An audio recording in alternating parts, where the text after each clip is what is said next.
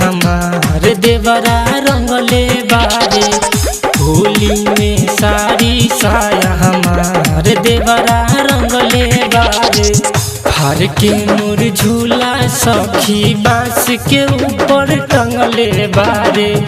हर के मोर झूला सखी बांस के ऊपर टंगले बारे।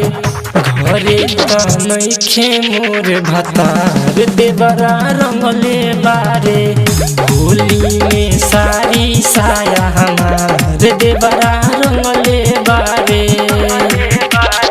अभी आप सुन रहे हैं जय श्री कैसेट कंपनी की प्रस्तुति।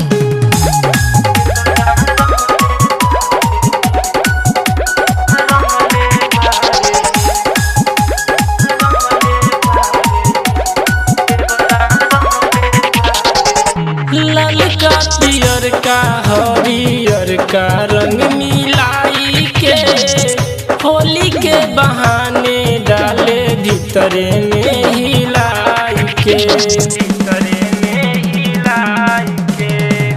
लाल का पियर का हरियर का रंग मिलाई के होली के बहाने डाले भीतरे में हिलाई के।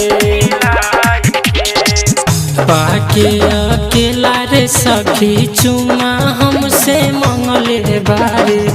पाके अकेला रे सखी चुमा हमसे मंगले बारे।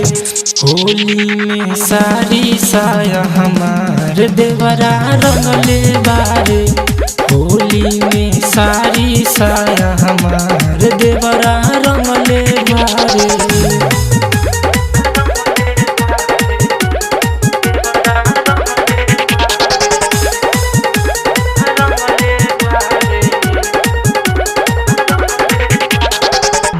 राइटर नवल पियले रहले बियर दारू हो। पियला के धुन में समझे आपन मेहरारू हो।